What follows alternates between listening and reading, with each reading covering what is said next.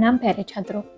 आज हम हिंदी के व्याकरण का वाक्य भेद यह घटक देखने वाले हैं। किसी भी भाषा का अध्ययन करने के लिए उसके व्याकरण के बारे में समुचित जानकारी होना आवश्यक है। व्याकरण यह भाषा की आधारशिला है।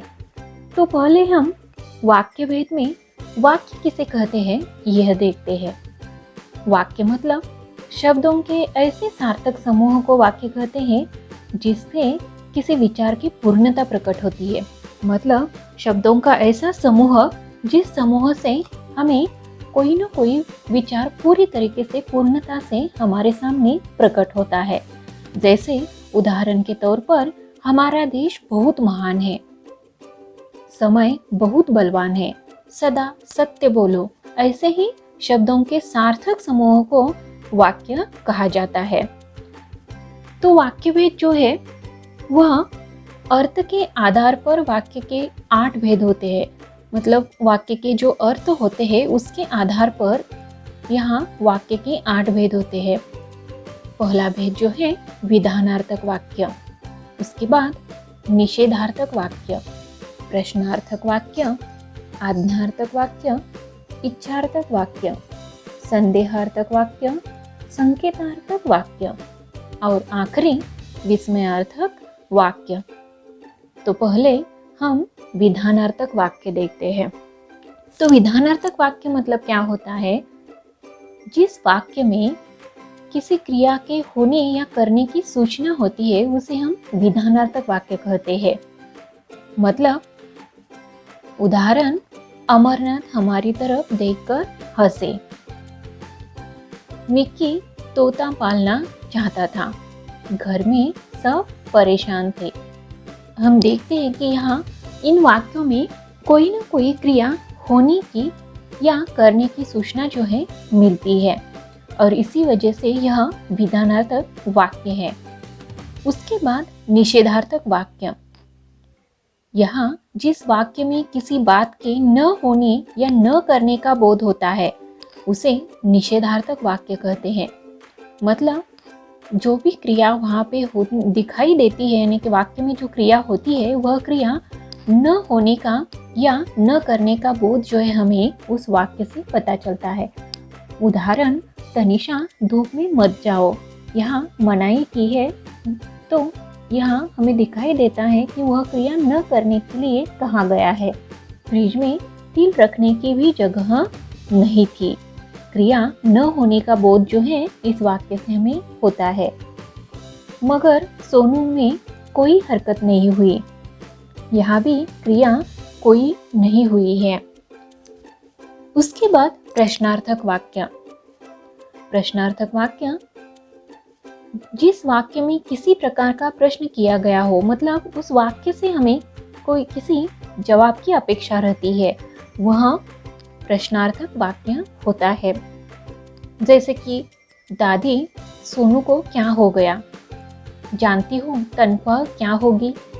आश्रम में कितने स्वयंसेवक है? मतलब यहाँ पे हम देखते हैं कि सभी वाक्यों में हमें कोई ना कोई प्रश्न पूछा गया है और उस प्रश्न से हमें उत्तर की यानी कि जवाब की अपेक्षा जो है वह है। उसके बाद आज्ञार्थक वाक्य।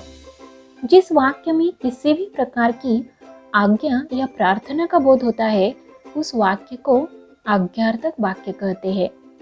हम देखते हैं कि हमें किसी से मिली हुई आज्ञा या प्रार्थना इन वाक्यों में समावेश होता है। जैसे कि शैलेश जल्दी घर पहुंचो, यहाँ पे आज्ञा दी है। 2-4 दिन में ही यह गांव छोड़ दो। माँ ने कहा छुट्टियों में रोज घूमने जाया करें। तो यहाँ इन वाक्यों से हमें पता चलता है कि यहाँ पे कोई ना कोई आज्ञा या प्रार्थना जो है वो की हुई होती है। उसके बाद इच्छार्थक वाक्य। जिस वाक्य में इच्छा, कामना, आशीर्वाद आदि का बोध होता है उसे इच्छार्थक वाक्य कहते हैं। मतलब हमें सामने रहने वाले वाक्य में किसी न किसी प्रकार की इच्छा या मनोकामना, आशीर्वाद का बोध होता है तो वहाँ पे हमें इच्छार्थक वाक्य हम उसे कहते हैं। जैसे कि ऐसा काम करो कि देखने वाले देखते ही रह जाएं। मेरी आस्था मुझे निर्भर कर दे। प्रभु आपकी कामना पूरी करे। उसके बाद संदेहार्थक वाक्य। संदेह यानी कि किसी भी प्रकार की शंका या संदेह हमारे मन में होना। तो जिस वाक्य में संदेह या शंका का बोध होता है उसे संदेहार्थक वाक्य कहते हैं। जैसे उदाहरण के तौर पर देखा जाए तो महेश अब तक जा चुका होगा, कहीं डाकू गांव में पहुंच न जाए, मजदूर खेत में काम करता होगा। इन वाक्यों में हमें दिखाई पड़ता है कि किसी न किसी प्रकार की शंका जो है उसका बोध होता है और यह वाक्य जो है संदेहार्थक वाक्य है। इसके बाद संकेतार्थक वाक्य। जिस वाक्य में संकेत या अपेक्षा का बोध होता है उसे संकेतार्थक वाक्य कहते हैं। उदाहरण के तौर पर जब कोई खाना ले जाने वाला न मिलता तो माँ भी दिन भर भूखी रहती। चुपचाप पड़ा रहूंगा तो कोई मिलने वाला तंग नहीं करेगा। अगर अच्छा काम करोगे तो प्रशंसा मिलेगी ही। इन वाक्यों से हमें संकेतों का बोध होता है। तो यहाँ संकेत और अपेक्षा का बोध जिन वाक्यों से होता है उन वाक्यों को हम संकेतार्थ वाक्य कहते हैं। इसके बाद विस्मयार्थक वाक्य। जिस वाक्य में हर्ष, शोक, विस्मय, घृणा आदि का बोध होता है उसे विस्मयार्थक वाक्य कहते हैं। जैसे कि कितने हर्ष, विषाद, श्रम, संघर्ष की वह साक्षी रही है। वाह, सब तुमसे मिलने को उत्सुक है। वाह, कैसी सुगंध है। यहाँ पे हमें पता चलता है कि इन वाक्यों में जो बोध मिलता है, इन वाक्यों से वो बोध किसी न किसी प्रकार का हर्ष या विस्मय, घृणा, शोक इसके बारे में हमें जानकारी देता है और इसीलिए ये विस्मयार्थक वाक्य जो है कहा जाता है इनको। उसके बाद दूसरा जो प्रकार है वाक्य भेद का वो है रचना की दृष्टि से, यानी कि जिस प्रकार वाक्यों की रचना होती है उस प्रकार उनका भेद होता है। पहला सरल वाक्य, उसके बाद संयुक्त वाक्य और मिश्र वाक्य। सरल वाक्य, जिस वाक्य में एक ही मुख्य क्रिया हो उसे सरल वाक्य कहते हैं।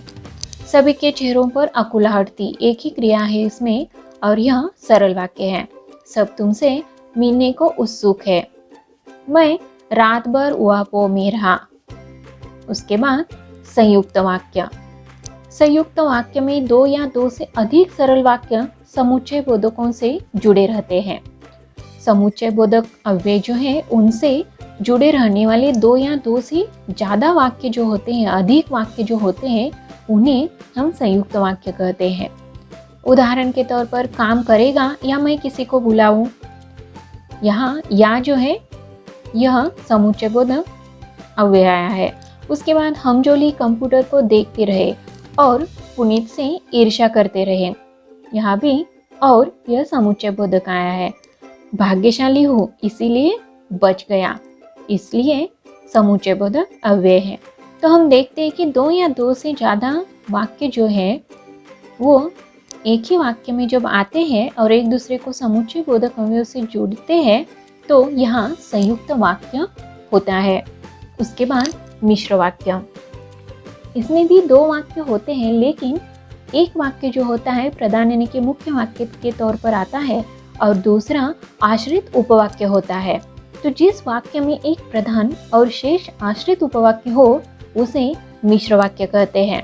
उदाहरण, मैं जानता हूँ कि मेरे सब जवाब सही थे। दूसरा, इंसानियत का भी सबूत दिया होता तो ड्राइवर बच जाता। जब नया नौकर मिल जाए तो मैं इसे निकाल दूंगी। यहाँ हमने देखा कि ये रचना के आधार पर तीन जो वाक्य भेद हैं वे हैं।